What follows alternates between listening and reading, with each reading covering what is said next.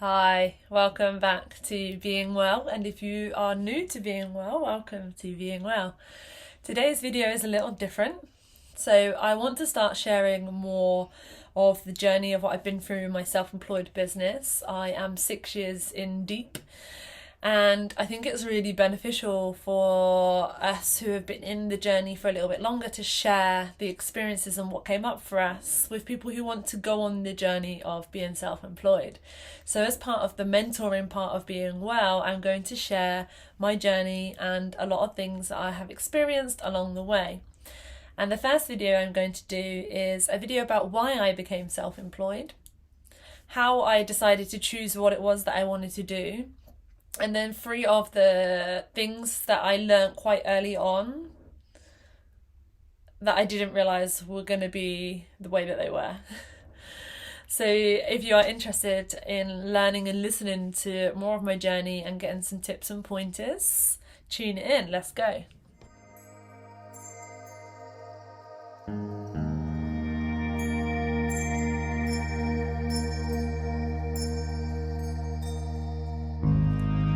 So without going into too much detail, I will probably save that for another day in terms of like the journey that I went on to get to where I was. But in brief summary, I left the UK and I went to work in Switzerland and France. And what happened was when I was in France and Switzerland, I was actually severely depressed, but didn't really realise that I was depressed until recently I've reflected on it. I really got into fitness. I've always been into fitness. I've yo-yo dieted my whole life. I've been in and out of gyms my whole life. But when I was in Switzerland specifically, I started running with one of the chefs that I was working with, and I got into fitness a bit more. And I actually ended up coming back to the UK. I was needed to be here, so I came back. And I found that I was in such a bad way with my mental health that I immersed myself fully into the gym.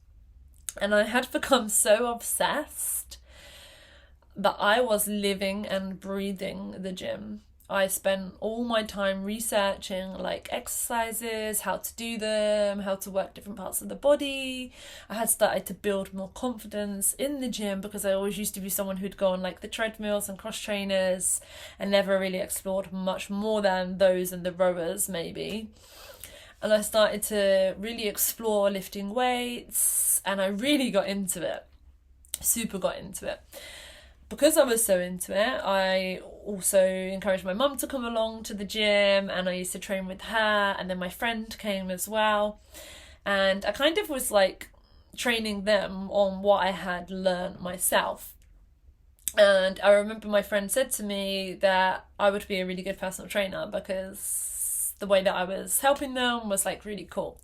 So at this point in my life, I was actually working as a trainer assessor for apprenticeships, and I used to work across Cambridgeshire and Bedfordshire. I live in the UK, so for those who aren't watching who are from the UK, that wouldn't really mean much to you. But I used to go into workplaces and help people with their apprenticeships. I would guide them through their management qualifications, and I also specialised in teaching English and maths as a functional skills to people to help them get through the qualification.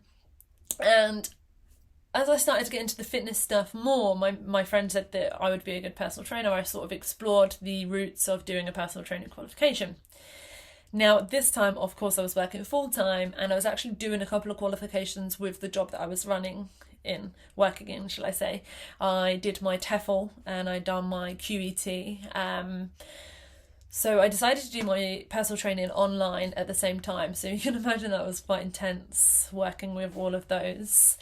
And as I started to move through the personal training stuff, I realised how much I liked it. I was still working out, still training my friends and my mum, and I could see massive changes in my body, started to lose a lot of weight, started to become stronger, and I just became like really passionate about it. I built so much confidence in the weightlifting section of the gym that like I would just go in there and be in there all the time, and I wouldn't really use the machines anymore. So I could see how it was like impacting my life, and it was changing my life and making me feel better.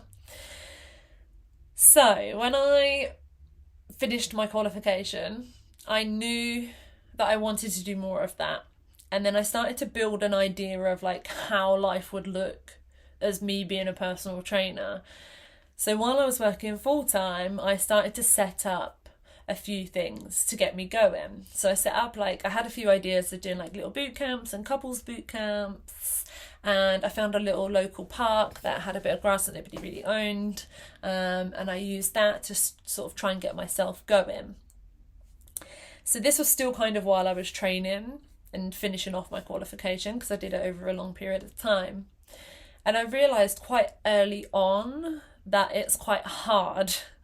So to even get people to come to my boot camps, I realised that it was difficult. It wasn't going to be something that was going to be easy, and there's so much more than just, oh, I'm just going to run a boot camp, right? It's like, what are you going to do? How are you going to do it? Where are you going to do it? How are you going to advertise? Who are the people that you want to attract?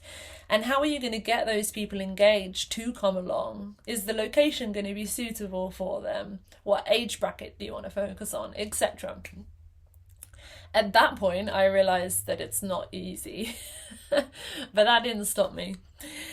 So what I then done was I started to work on a few bits and build a few bits while I was working full-time. And I think I finished my qualification, and then I started to explore like the personal training world a little bit more, and I found that there was this conference show thing that I could go to. So I went to that and I listened to a couple of talks and I walked around, and there is a guy in the fitness world called Freelance, and he runs the ACA Academy, and I spoke to him on the day, and his course sounded great. It was like a real advanced coaching program. The personal training qualifications that you do are quite basic. And I knew I wanted to have a deeper depth of understanding and meaning behind everything. While I was at the talk, there was quite a few inspiring people there, and I remember one person was talking about how there's lots of personal trainers, because that was also something that I'm really conscious of. I was like, I need to be different from everyone else, right? Like, there's so many other people out there. And I remember the person saying that there's like 2,500 people per one personal trainer in any area that you live in, like in most towns or whatever. And I was like, okay, that's not too bad. So there is some hope, right? I just need to hit those 2,500 people and work on that. So I started to dive into things a little deeper. I decided to sign up for the ACA. And as I started to work through the ACA, there was a business module. And within that module, it taught me that I really need to take some time to sit and think about what I want to do and how I want to do it and who I want to hit. So I spent a lot of time studying and researching who lived in my area, what types of people lived in my area. And then I spent a lot of time sitting and thinking about who I wanted to work with and what I wanted to do. And I came to realize quite quickly that, and I've noticed that this happens throughout my whole business. It's like what I embody or feel and experience is normally what I like to work with, because I've embodied and experienced it. And I sat and thought about how when I used to go to the gym, and I've always gone to the gym, like I said, I was never confident to go into the weights area. I was like super scared, super nervous, didn't know what I was doing. There was a lot of men in there. As a woman, when we don't have much confidence in ourselves and we have some insecurities, it can be really, really scary. So I realised that I wanted to teach women how to lift weights. So this is still while I'm working full-time. So I had a caseload of like 50, 60 learners full-time while also trying to build the business. So I came up with a business name, which I went with PTK. And I remember sat with my mum and my sister and her girlfriend at dinner thinking, okay, like, I need some help with the names. And I knew at that point, I had said to them, I want something that I know that I can branch out and be bigger, because I knew that I didn't want to just be a personal trainer. I knew that there was going to be more. So we struggled with names, but I came up with PTK, and it actually meant personal trainer K, but I knew that I could use the P and the T and the K for something further in the future. So I came up with the business name, got all that going. And then what I decided to do was I decided to put together a package of ladies learn to lift programs. And I knew that I had a lot of women in the area, because I researched how many women we have in the area. And I had obviously seen on my social medias that there was a lot of people that wanted to work out and didn't really know what they were doing. So that was the perfect thing for me. So I released a Ladies Learn to Lift program. I didn't have a space, so I rented a space with a lady who ran a gym in my local area. And I had signed up a lot of women. I did really well advertising and getting it out there. And I signed up quite a few women to start and get the program going. As I was doing that, I was also doing some like free stuff for my work colleagues and like training people in the gym, like my friends and stuff like that, just us training together, not me training them specifically, just building a bit more confidence and a bit more awareness. And what happened was the Ladies Learn to Lift program was really popular. And I was still working in that job, and I always said to my boss that when he leaves, I will leave because I really liked the way that he worked, and I knew that I didn't really want to work for anyone else. So I was continuing to build the business, and the Ladies Learn to Lift program started to become more popular. And then I had signed up. This is where I dropped the bomb. I had signed up, and this is lesson number 2, right? The first lesson was that it's not going to be easy. This is lesson number 2. I had signed up 30 women to start a new program. I was using this gym that I was renting, and I had also was running some like Saturday morning class and some other bits. And I wasn't getting many people, just a couple, but I had all these women signed up for this program. They were starting in, I think, 10 days or something like that. And I got a message from the lady who owned the gym saying, basically, she's closing the gym tomorrow. It hasn't worked out for her. Things have been difficult. So they've decided to close. So I had no notice. So lesson number 2 was people will let you down. And this was a real time when I really had to build so much resilience. And now I look back, I'm like, whoa, I have so much resilience now because I've been through so many experiences in the self-employed journey where I was either let down or thrown tackles thrown challenges, and I had to tackle them. So I panicked, I cried, I was really upset, I worried, and I was like, what the hell am I going to do? And I had a couple of friends that I sort of batted some ideas off of. And then I was also running a boot camp at a school, and I had been doing that for a few months. So I had quite a nice relationship with the people that worked at the school. Again, they were also slow. It was really hard to get the people to come along. It was a lot of hard work, and a lot of people would say, oh yeah, I'm going to come. Bearing in mind this was early on in my journey, I never had a booking system. It was very much you turn up and you pay, come along, right? So I'd have a lot of people always say, oh yeah, I'm going to come, and then they wouldn't show up. So that happened quite a lot. I would often pay for the hall and lose money because I didn't have enough people to even cover the costs of the hall. So that was also something that had happened. What I realised is that I had all these women signed up, and I was extremely passionate about this new program that I was running. It was a really good program, and I had to come up with a solution. So I spoke to the school and I asked them if I could run the Ladies Learn to Lift program from the school hall, and if I could store some of my stuff there. I didn't have stuff, by the way. But if it was to buy some stuff, could I store the stuff there to keep it there so then I didn't have to carry it back and forward in the car? Bearing in mind, we're talking big barbells and big weights. So they were like, yeah, it's cool, you can do that. I explained the situation. So absolutely incredible. So I then had to go and buy 170 kilograms worth of barbell weights and a nice big bar, and then I bought a couple of other small bars. I bought some squat racks that are portable, so you can just extend them up and you can use them for chest press and squats, and we made it work. It was really cool, and it just showed me that although things do get thrown in your way, like there's always a way to manage it. And like I say, I built so much resilience. So that happened, and we stayed using the school for quite a while. And then I knew that I wanted to continue doing that. And what had happened is my boss in the meantime had handed in his notice.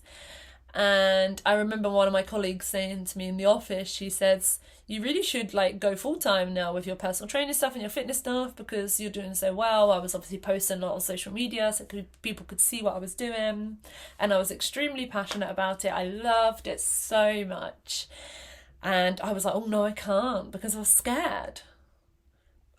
Of course, like, it's a big deal, right? To go from having a full-time job with a stable salary to then putting your all into everything, to go self-employed fully and put all that responsibility in your hands. Like, that was big, and I knew that I wasn't ready to do that. But when he handed in his notice, I was like, okay, I'm doing it.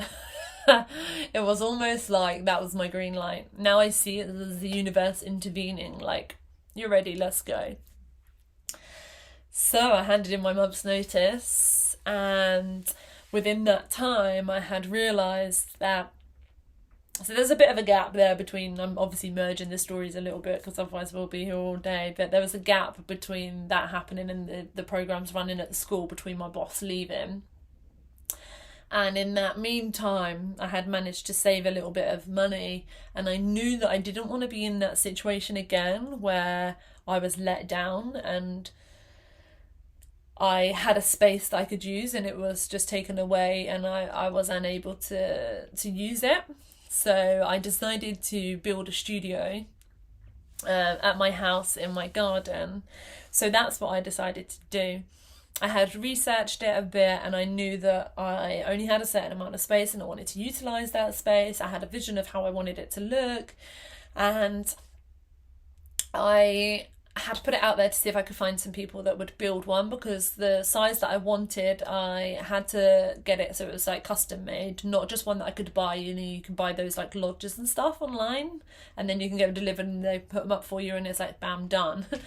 I wanted something, of course, a specific size. So a friend of mine who I went to school with, she had a partner and she was like, oh, he can do it for you. So he came round, and this is also part of number 2 in terms of people will let you down and obstacles will happen. So number 3 was really about how much work you have to put in. I saw really early on that to be self-employed and to make things work, it is a lot of effort and a lot of energy, and you really have to be resilient. Like, you have to put in the work, because no one's going to do it for you. So if you're thinking about being self-employed, I want you to just know that it's not easy. It will feel like people are letting you down, and things will happen and challenges will come your way, but you have the ability to move through them, and you can be resilient and build resilience. And number 3, yeah, you really got to put in the work. You got to know what you're doing, why you want to do it, and how you're going to do it. I never really wrote a serious business plan.